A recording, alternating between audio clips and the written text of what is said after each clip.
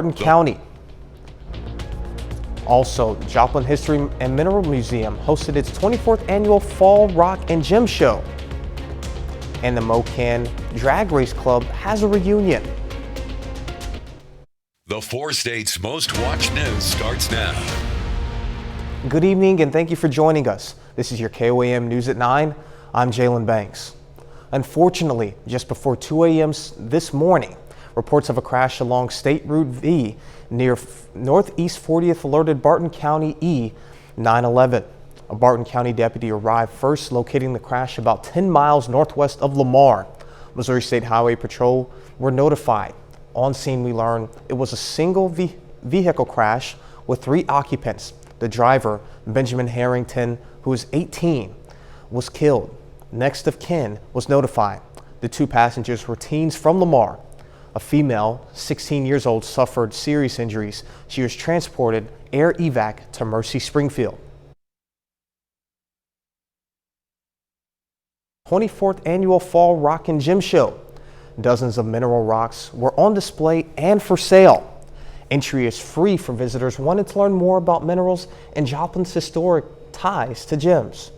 The entire reason that Joplin exists is because of the minerals that were found here in the ground. So we actually have some specimens that are local here, but we also have people who come from all over the area to show their wares, their minerals, and talk about rocks. Joplin History and Mineral Museum is planning a rock and gem show in spring of 2023. St. Philip's Church in Joplin is blessing local pets in celebration of a St. Francis of Assisi, the patron saint of animals. Believers and non-believers are welcome to bring their furry friends to get blessed at the church. Participants value blessing their pets because they are a part of the family as well. Okay, well, we brought them to be blessed because they're our children. We weren't able to have any children, so they are our babies. And so we feel as though that they need blessings every day just like we receive from God. St. Philip's Church is also planning other blessing gatherings for this month. Cleanup and recovery from Hurricane Ian is underway in the hard-hit southwest of Florida, where the overwhelming magnitude of the destruction is now becoming apparent. Fox News correspondent Alexandria Hoff is in Cape Coral with more. They came by Coast Guard vessel, even private boat. At least 100 people rescued from Pine Island just across the water there, back here to safety. They had been stranded there since Ian hit. By the dozens, residents who had remained on Florida's largest Gulf island pulled into a boat ramp in Matlacha. From there, they boarded shuttles to be reunited with family at a location in Cape Coral. One man told us he had survived 4 days with a broken hip. The island had become completely inaccessible by car. Another woman named Laura was very emotional. She was escorted up the boat ramp to safety. She told me that she had lost her entire home and nearly her life during the storm. She spoke with gratitude for those who came to her rescue today, especially after the efforts she made to make sure it was known that people were there and needed help. It's very devastating. We're just great to have our lives. The water and the wind and everything threw us across the road, spun us around. We packed up what we could, and we took 2 lunch chairs, and we sat right in the middle of the street because we thought, at least people know we're alive and we're here. The effort to make rescues from Pine Island has been ongoing, but today marked a major push led by the Coast Guard. We're told that some residents chose to remain, requesting tarps to help with home repairs. In cases of serious medical need, we are told that some individuals were airlifted to safety. From Matlacha, Florida, Alexandria Hoff, Fox News. Yeah, hopefully those efforts will really start ramping up here soon. And now we move to weather. Sam, what do you have for us? Yeah, we're going to take a look at the remnants of Ian right now that is still in central Virginia, just south and west of Richmond. The good news is it's going to be moving offshore, but then it's going to kind of meander around for a little bit. And by Wednesday, it's expected to be offshore and finally starting to move away from the United States out into the North Atlantic. You can see the various computer model guidance there takes it way out into the Central Atlantic, and that will be the end of Ian. and it's been a devastating storm to say the least. All right, let's take a look at the weather in our local area over the last 36 hours. We've been kind of on a roller coaster here with temperatures very cool in the morning, then warm in the afternoon, then it gets cool again at night, and then again warm in the afternoon. And that's the way it's been for the last several days, and that's going to continue as well in our forecast. And of course, I'll have more details on that coming up in just a little bit. The Central Christian Center, led by Pastor Hank, is celebrating the early fall season with their annual Roundup. The event featured a message from Pastor Hank, comedian Jared Doherty, along with buggy rides, food, and music. I think it's just having a special day, have all the chili you can eat, we've got all the inflatables for the kids, and we've got music and everything, and I think it's just, people just want to have a good time, and so we're just making creating an environment where they can have one. The Central Christian Center is located in downtown Joplin. The Missouri-Kansas Dragway organization held their American Hot Rod Reunion. As you'd imagine, the event featured drag racing. There were also contests such as Best Street Rod, Best Muscle Car, Best Original Drag Car, and many others. It's an extremely big event with just about anything imaginable in cars. A lot of them from my era, and it's the people you meet and know. You know, most of the people have been doing this for years, and you know, we're all friends. It's just a fun event more than anything. To find more community events such as this one, you can find them on our website at koamnewsnow.com. President Biden will head to Puerto Rico tomorrow to tour storm damage from Fiona and then visit Florida on Wednesday to survey the devastation from Ian. Fox News congressional correspondent Chad Pegram has more from the White House. It's a balance for presidents not to get in the way of storm recovery, but they must time when they go on site to show leadership. Puerto Rico is first. We owe Puerto Rico a hell of a lot more than they've already gotten. It's going to take a long time, so we cannot tire. Whatever it takes, I mean it, whatever it takes. There are still concerns about rising floodwaters, and there's worry about what happens when sodden communities receive showers from regular storms. I think the first thing that I would say to everybody out there is that where it rains, it can flood, right? And so our flood maps are really focused on inundation at the coastal levels and riverine areas. Congress just approved money to flush FEMA's coffers with cash in an interim spending bill on Friday. It's likely Congress will need to approve more cash for Puerto Rico and Florida once the damage assessments are complete. We don't have a cost estimate yet, but just on my own back of the napkin math, I mean, we're going to be well over $5 billion. It's going to be higher than that, but we don't have a cost estimate yet. This storm was not just a wind event. It brought storm surge anywhere from 4 feet to 16 feet of just storm surge through our area. Most Republicans voted against hurricane relief after New York and the Northeast got hit by Hurricane Sandy in 2012. The politics of the next wave of disaster relief have not yet formed. At the White House, Chad Pegram, Fox News. We now take this time to honor tonight's Four-State hero. Sergeant Terry Forgy, a Deerfield, Missouri native, served 2 tours in Iraq. He served in Operation Desert Storm, Desert Shield, and Iraqi Freedom. He earned 3 Army Achievement Medals and the Good Conduct Medal. To Sergeant Terry Forgy, we thank you, our Four-State hero. And coming up, how your nutrition impacts your aging. A new study finds taking acetaminophen during pregnancy can affect children.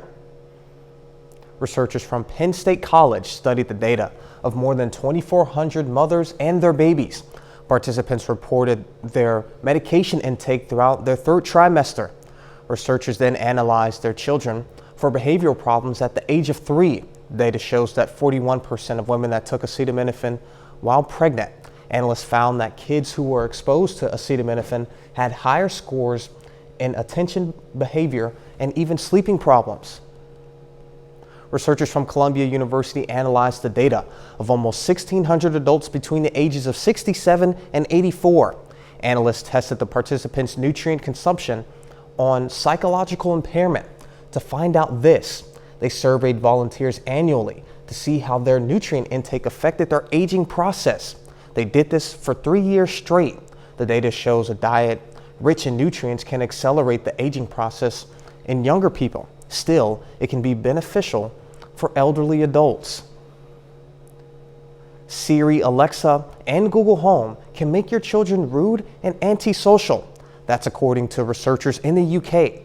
Analysts say children's reliance on artificial intelligence can lead to long-term consequences in empathy, compassion, and critical thinking. Researchers say these devices don't promote the social etiquette usual in conventional social interactions and do not teach children to say please and thank you when making requests.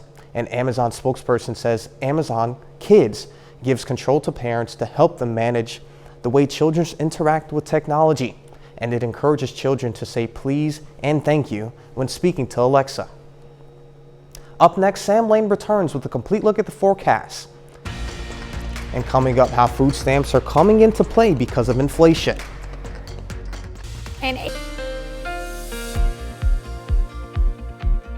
What a beautiful weekend we have had so far across the 4 states with bright sunshine, low temperatures in the morning and warm afternoon. Absolutely gorgeous. And it's still that way tonight down in Seneca, Missouri with the Indigo Sky Casino and Resort Cam. You can see that. And let's take a look at the temperatures this afternoon across the area. They were very mild. In the western sections, they got into the mid-80s, like in Fredonia and Chanute with 85, also 85 in the Ville. A little bit cooler off to the east in Monette, where they topped out at 79 at both Monette and Cassville.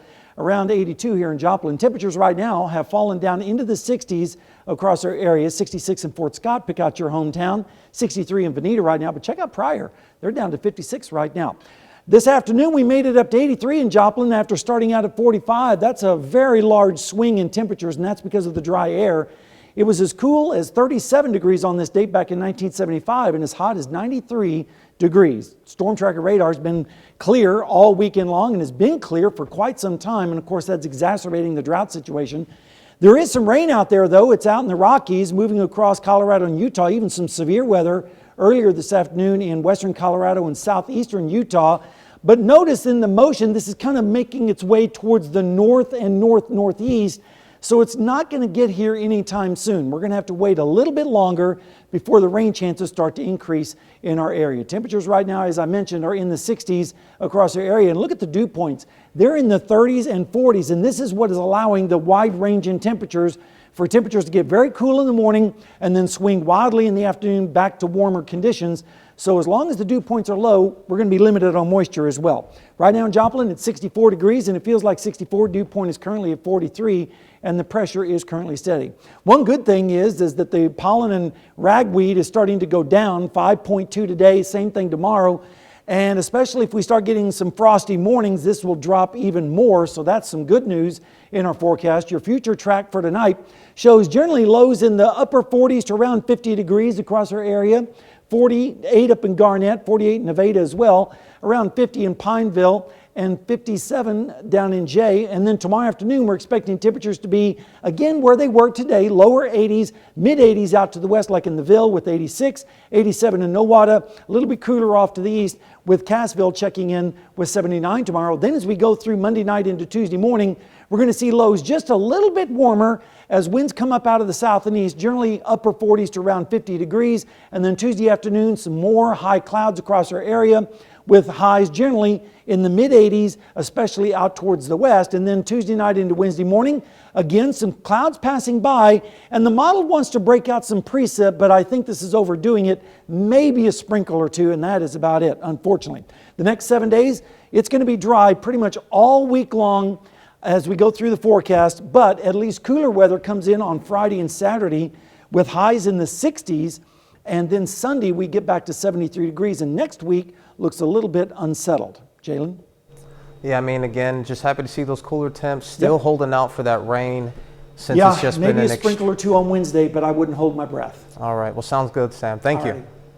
Next, why OPEC might be making some cuts. We're here to help. United Airlines is pausing service at New York's JFK Airport at the end of October. The action comes just weeks after the airline threatened to pull service from the airport if the FAA did not give it additional slots. United Airlines resumed service to JFK in March of 2021 after a 5-year hiatus. The airline says the halt in service is temporary, but won't say how long it will last. It comes as the busy winter travel season is about to begin, but United says its schedule at JFK is too small to remain competitive. United's 100 employees at Kennedy International will be transferred to nearby airports. Customers who have tickets on United involving JFK after October 29th will be rebooked. Soon, Amazon will give you a device that will let you know whether you're sleeping or not. The company says the new device, Halo Rise, will start selling later this year. Halo Rise will be able to track sleeping patterns without a wristband, using no-contact sensors and artificial intelligence to measure a user's movement and breathing patterns, letting the device track sleep stages during the night. It also can connect to Alexa, letting users wake up to their favorite songs. Amazon emphasized that Halo Rise doesn't have microphones or cameras. Starting in October, it should be a little easier for food stamp recipients to buy groceries. Because of inflation, the U.S. Department of Agriculture is increasing its monthly benefits by 12.5%. That amounts to an additional $104 for the average of family of four each month. The maximum benefit for a four-person household will be $939 a month, which is up from $835. Nearly 41 million Americans count on food stamps to buy groceries every month. The increase doesn't completely make up for the rising cost of food. That's because grocery prices jumped more than 13% in August.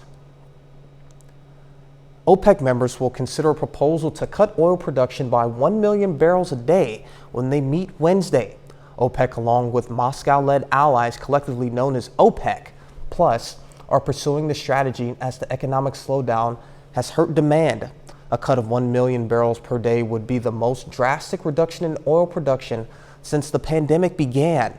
OPEC countries are hoping the move will help prop up falling oil prices, but the measure could hurt the global economy.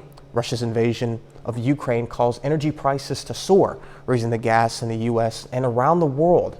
OPEC members will be meeting in person in Vienna for the first time since the beginning of the COVID-19 pandemic to debate the issue. Well, my Reese's lovers may want to stick around. Later, how Reese's is making big changes to their candy. Reese's fans will celebrate.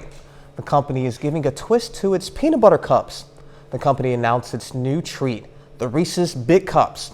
The peanut butter cup candy will be filled with peanut butter cup cereal, which, according to Reese's, is one of their most meta mashups ever. A Reese's executive says the brand wanted to create a new, unique experience for customers who love the sweet treat.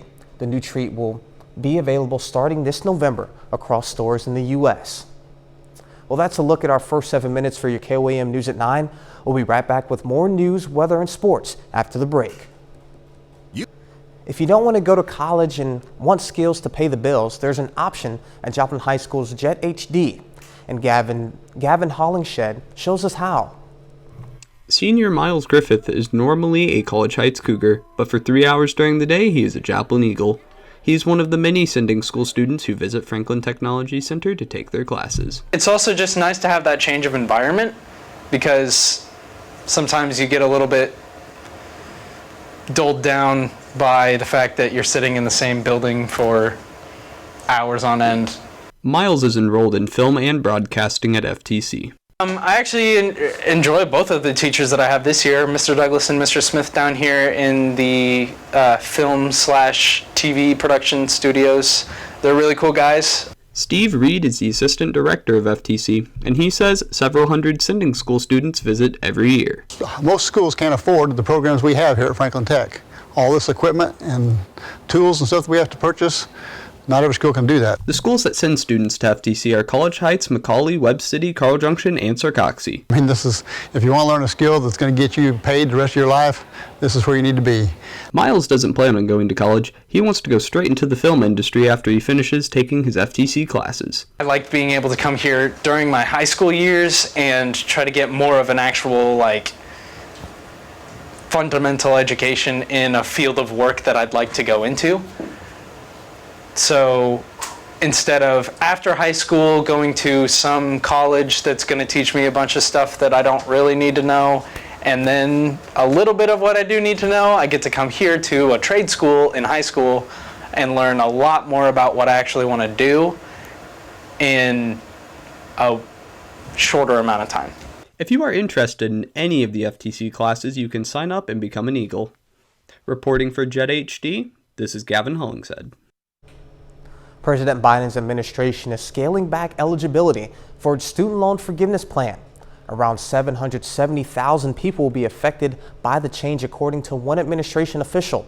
The debate over the program remains fierce as Republicans ramp up legal efforts to stop it from taking effect. Emily Schmidt explains who no longer qualifies.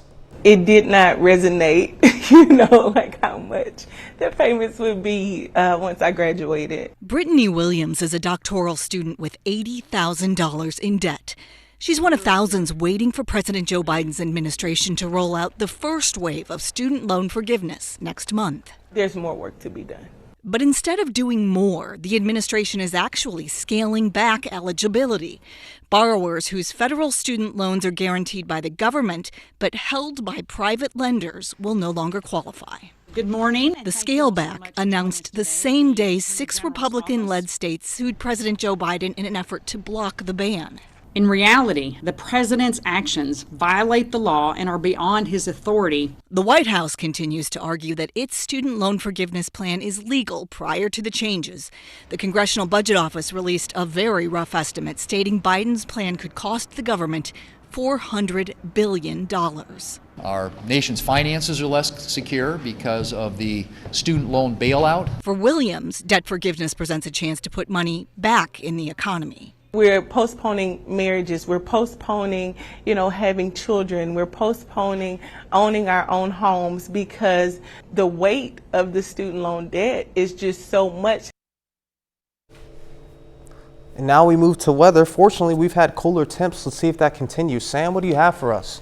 Yeah, we're going to continue with the chilly air, but I wanted to take a quick look at the remnants of Ian. Ian is now starting to move off the coast of the United States, and it's going to wobble around for a little bit before finally taking out into the North Atlantic and away from anyone and not causing any more problems. So that's pretty good news. Over the last 36 hours, we've seen quite a roller coaster of temperatures, starting out in the 40s in the morning and then warming up close to 80 degrees in the afternoon, then back down into the 40s at night, only to return back to the 80s the next afternoon. So the roller coaster is going to continue for a little bit longer, and we're going to still have chilly nights ahead, some warm days, but an unsettled pattern is going to set up next week, and that may introduce some rain chances. But right now, it looks like the drought is going to continue just a little bit longer. Of course, I'll have all the details coming up in our forecast in just a little bit, so stay tuned. Ukraine's progress against Russian forces in the east continues as Ukraine has retaken a key logistical hub previously controlled by Vladimir Putin's army.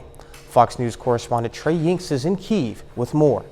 Ukrainian troops are making fresh territorial gains in the east as the war grinds on, with the threat of nuclear weapons still on the table. Heavy fighting continues in Bakhmut as Ukrainian soldiers hold their positions.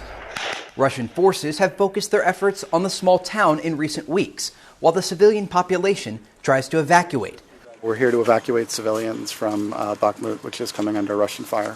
One journalist asking, how many civilians today? So far, 3, and then we're picking up another. Russian President Putin claims the people living here are now Russian citizens, though his troops relentlessly shell their roads and villages. Civilians in eastern Ukraine are paying the highest price amid the conflict. This weekend, another humanitarian convoy was hit by Russian fire, killing at least 24 people, including 13 children. With the loss of Liman, a critical supply city, Russian soldiers are expected to increase their targeting of civilian areas. The entire world understands how significant these losses are and what it means for Russian leadership in Moscow.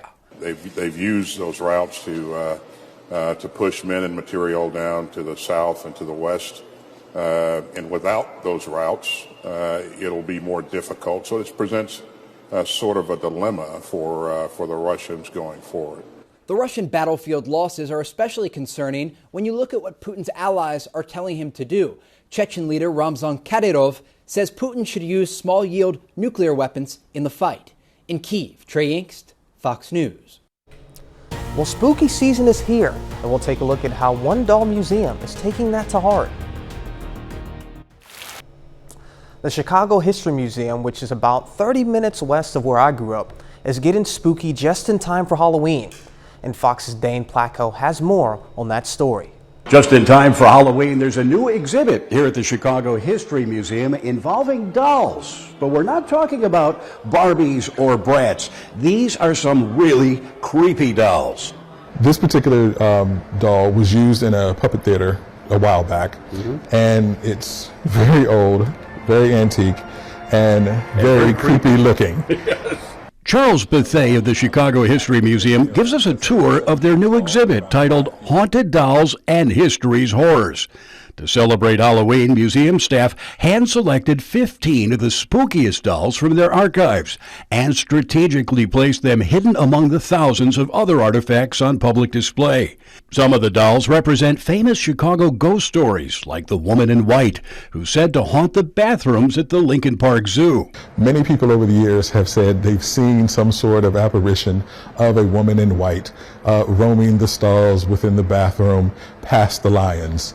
Other dolls help tell the stories of famous Chicago disasters. This is Seeing Ghost, and this particular doll is representing all of the lives that were lost in the Eastland disaster. Museum visitors get a program with a list of the dolls and their stories, which can be used to hold a scavenger hunt. Halloween is a holiday that more and more people are starting to gravitate towards as being one of their favorite times of the year. And this gave the museum an opportunity to capitalize on that in a very fun and educational way. Haunted Dolls and History's Horrors started today and continues through November 6th here at the History Museum. And if you have little ones, don't worry, they do have a less creepy version of the program. At the History Museum, Dane Placco, Fox 32 Chicago. Later, we'll take a look at one cat that's breaking world records.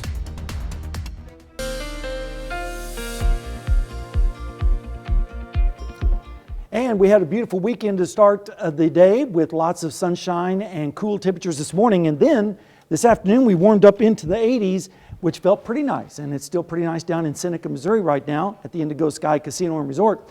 And it's nice across the entire area with very warm temperatures. This afternoon, we warmed up into the lower 80s across our area, especially out to the west where Chanute jumped up to 85 this afternoon. Same thing in Fredonia and the Ville, 84 in Veneta, 85 in Afton. A little bit cooler for our friends over in Monette and Cassville where they topped out at 79 degrees. And temperatures are starting to fall now into the 60s across our area. Let's take a look at the almanac because we made it up to 83 in Joplin today after starting out at a cool 45. Of course, that was not anywhere close to the records of 37 and 93. Radar has been all clear and is continuing to do so, but notice out to the west, there is some shower and storm activity out in the Rockies, but unfortunately, this is kind of making a move to the north-northeast, not making its way towards us, unfortunately, and that's going to continue for a few more days as well, as that storm system is probably going to end up in southern Canada. But there is some changes in our forecast, and we'll go to that in just a minute. Temperatures right now are in the mid-60s across the area, including Joplin with 64. It feels like 64. The dew point is 43.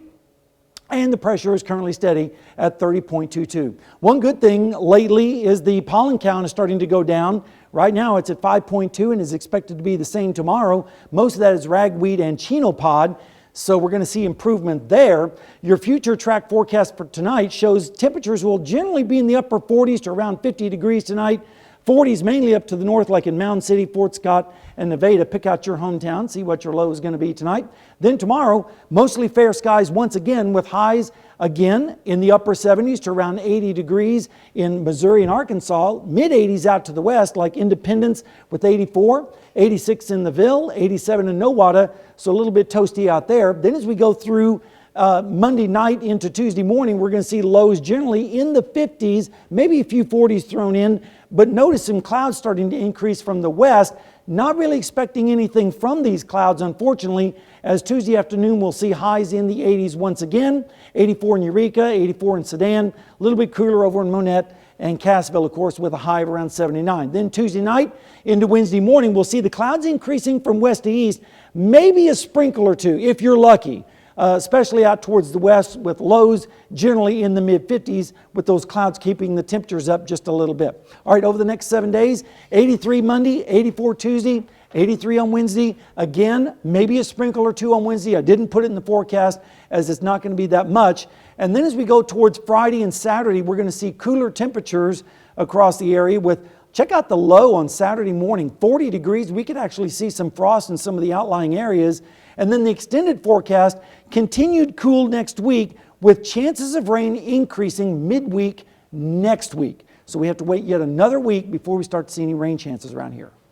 I'm sure across the 4 states there were just a ton of sighs. As soon as you said we're going to have to wait next week. I got everybody's hopes up yesterday, but now I'm going to have to push it back a little bit. But I'm sure we're all happy just that there's rain on the, in the future to begin with anyway. So we'll take it. We'll take it for sure. All right, thank you, Sam.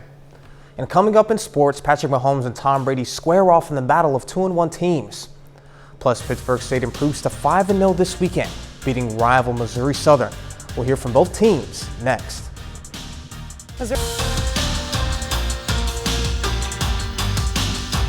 Two 2-1 teams meet today for a big primetime matchup. Patrick Mahomes and the Chiefs are in Tampa Bay, taking on Tom Brady and the Bucs.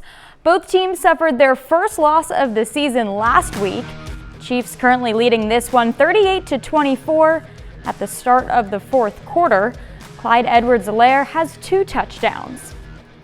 Pittsburgh State dominated Missouri Southern on Saturday 38-9.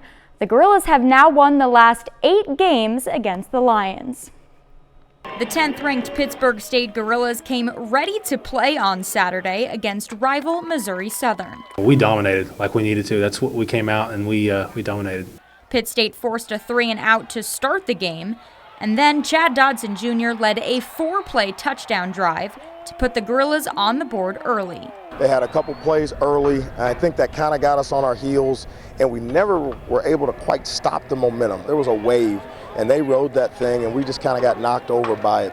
Dodson Jr. finished the game with 201 passing yards and 3 scores, while defensive lineman Zeke Wall recorded his first collegiate touchdown. Oh, I know he was living it up.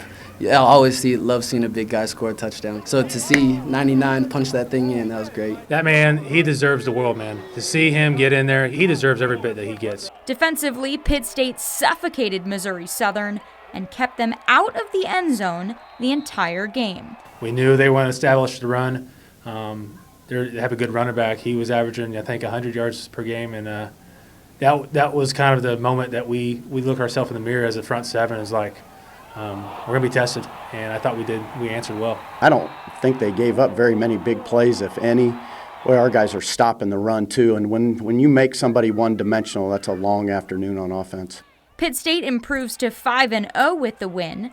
They have a big test ahead when Northwest comes to town next Saturday. That's the one we circle every year. We're excited for the challenge that they're going to bring. We're going to be ready. Pitt State hosts the 4-1 Northwest Missouri Bearcats on Saturday, and Missouri Southern faces Lincoln. Both games kick off at 2 p.m. St. Louis has earned a spot in the postseason, but there's still a few more games left on the schedule before the playoffs begin. Today, the Cardinals play their final regular season home game. Game 3 of a 6-game series with the Pittsburgh Pirates.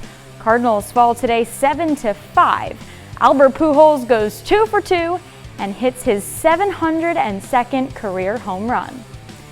The Kansas City Royals are in the middle of a 6-game series with the Cleveland Guardians to close out the regular season. Game 3 this afternoon, Cleveland wins it 7-5. Vinny Pasquantino goes 3 for 4 with an RBI and a run scored. Royals and Guardians are back at it on Monday at 5:10. That's a look at sports. We'll be right back. A cat in Michigan breaks the world record for being the tallest domestic feline. The Savannah cat is a hybrid combination of an African serval and a domestic cat. Fernier, which is the name of the cat, measures almost 19 inches tall. Its owner, William John Powers, is not the only owner of the current record holder, but the previous one. Fernier's brother, a Carteris, measured 19.5 inches tall in 2016. Unfortunately, he died in a house fire. Powers is the owner of the cat, which has broken the record for the longest tail. He doesn't only own the current holder, but the ones previous. He says it feels surreal to own not one, but 4 cats that have broken world records. Well, Wow. if you ask me, it seems like that's his goal, is to continue to find cats with broken Probably records. so. He likes being in the Guinness Book of World Records. Yeah. The good news is we're not going to set any temperature records. That's the good Awesome. news. We're going to see temperatures in the 80s in the afternoon and lows in the 50s and even some 40s. Look at that 40-degree reading on Saturday morning.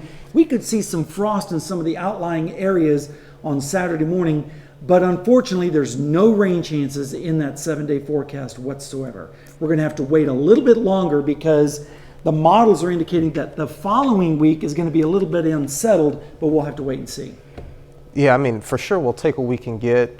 You Yeah. know, we don't have any rain, but those cool temperatures are something that we have been crossing our fingers Yeah. for a very Yeah. long time. The fall temperatures have definitely arrived, but unfortunately the fall rains have not followed suit. So we're going to have to wait a little bit longer for that to occur. But the good news is it looks like in the long range we may start to see a pattern change, and we desperately need it around here as the drought continues. Absolutely. And then Saturday, I see it was 65 on the forecast. Pitt State, they have a huge game against Northwest Missouri State. Right. So that'll be awesome. And then Missouri Southern, they have their homecoming against Lincoln. So that's 65, that's perfect football weather. Absolutely. Not too hot, not too cold. Exactly, Hopefully perfect both the football 4 weather. state teams can get a W. Yeah, and I think even Friday night for the area high school football games, it'll be good too. So we've had really great football weather. We just need some rainfall in between there. Absolutely. All right, thank you, Sam. Well, that's our time for now. We'll see you right back here next week. Thank you for joining us.